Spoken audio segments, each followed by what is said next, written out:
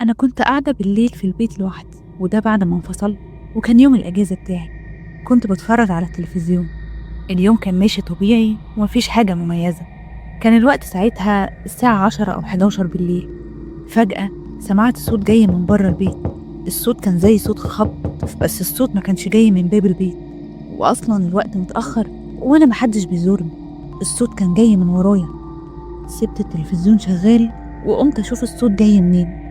رحت بصيت على الأوض وبعدها رحت المطبخ، بس ما كانش فيه حاجة. فرجعت مكاني تاني قدام التلفزيون وقلت لنفسي أكيد أنا بيتهيألي. شوية وسمعت تاني صوت الخبط، بس المرة دي كنت سامعة الخبط على الشباك. رحت تاني الأوض ولقيت فعلا واحد من الشبابيك مفتوح.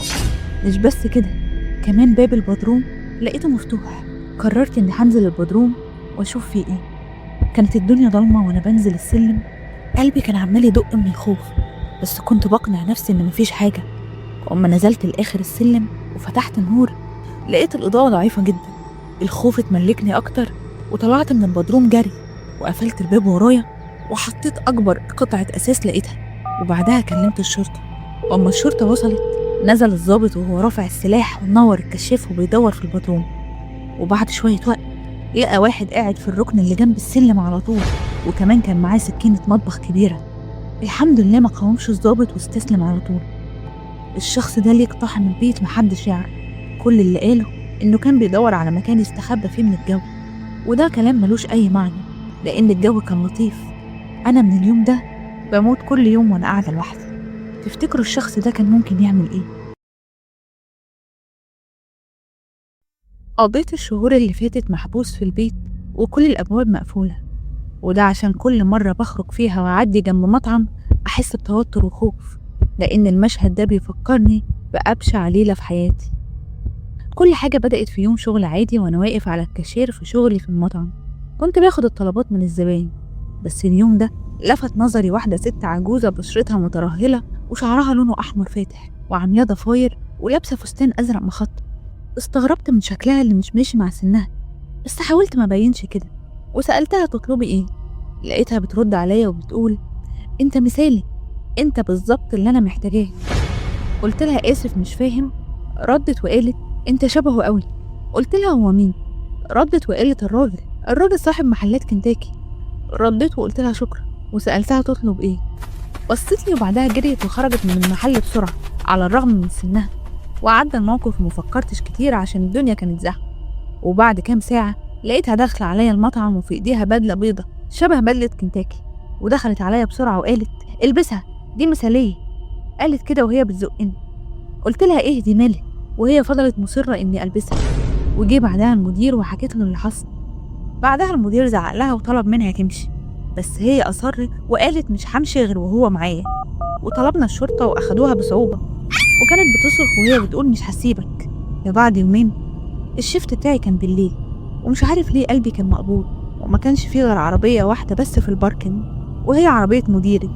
نزلت من العربية ودخلت المطعم ولقيت الدنيا ضلمة. ناديت على مديري بس ما ردش، بس أنا كنت متأكد إن هو موجود. حاولت أتجاهل الخوف اللي عندي وفتحت باب المطبخ، بس ساعتها شفت أبشع حاجة. لقيت مديري مربوط في كرسي وعلى بقه لزق ووشه مرسوم عليه شكل مهرج. ولقيت بعدها الست العجوزة طالعة من الضلمة وراه وكانت ماسكة في إيديها سكينة طويلة. بصت لي وقالت كنتاكي انت هنا؟ قلبي كان هيقف من الخوف. فكرت أهرب، بس افتكرت سرعتها وهي بتطلع من المطعم. سألتها عايزة ايه؟ قالت لي عايزاك انت واحد من اللي ناقصني. وبعدها مشيت ناحيتي بخطوات بطيئة، ومع كل خطوة بتقرب أكتر بخاف أكتر، وما كنتش فاهم هي بتتكلم عن ايه. ساعتها لفيت وطلعت أجري، وقبل ما أوصل للباب رمت السكينة اللي كانت في إيديها وخبطت في دراعي. وفضلت أصرخ وأنا واقف مكاني. لفيت ولقيتها بتقرب ليا وبتقول لو مسكتك هكون قربت أكون المجموعة. وأول ما جت ناحيتي ضربتها جامد، وقعت على الأرض والدم نزل من راسها. ورحت وفكيت مديري واتصلت بالشرطة، وشافوا كل اللي حصل في الكاميرات.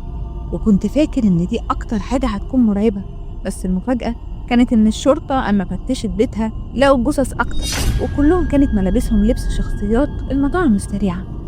أنا عارف إنها ماتت، بس كل ليلة بيجيلي كوابيس إنها بترجع للحياة تاني، والمرة دي مش بقدر أهرب منها. اتعرفت على واحد اسمه علي في برنامج تعارف على النت. الحقيقة ما كنتش معجبة بيه قوي، بس هو فضل يزن عليا عشان أوافق وأخرج معاه.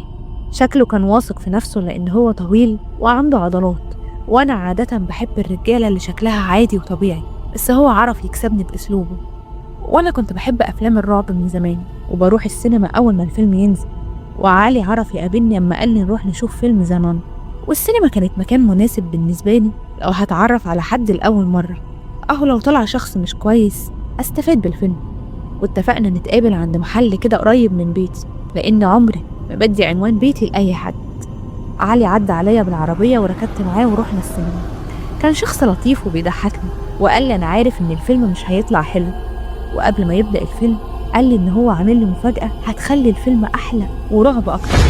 كنت فاكرة إن المفاجأة هتكون إن هو يحجزني في مكان مميز، بس المفاجأة كانت حاجة عمر ما تيجي في بال أي حد. دخلنا اشترينا فشار وهوت دوج ودخلنا القاعة وقعدنا في الصف الأخير، وما كانش فيه أي حد غيرنا. قعدنا نتكلم ونضحك طول فترة الإعلانات، وبعدها الفيلم بدأ وكل حاجة كانت ماشية طبيعي لحد ما حسيت بحاجة في جنبي، وعلي قال لي بصي تحت. وأول ما بصيت لقيت سكينة في إيده وحطها في جنبي، وقال لي لو اتحركتي أو قلتي أي حاجة السكينة هتدخل فيكي وكملي الفيلم. ومن اللحظة دي عشت في رعب عمري ما كنت أتخيله.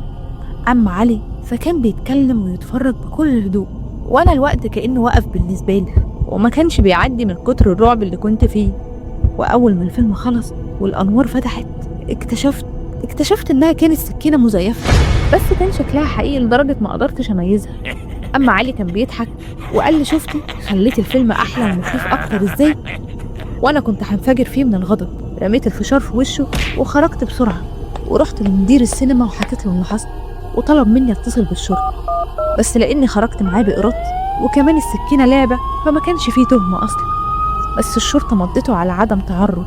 أما أنا فقضيت أسوأ ليلة في حياتي. كنت فاكرة إني مش هطلع من السينما دي سليمة أبدا.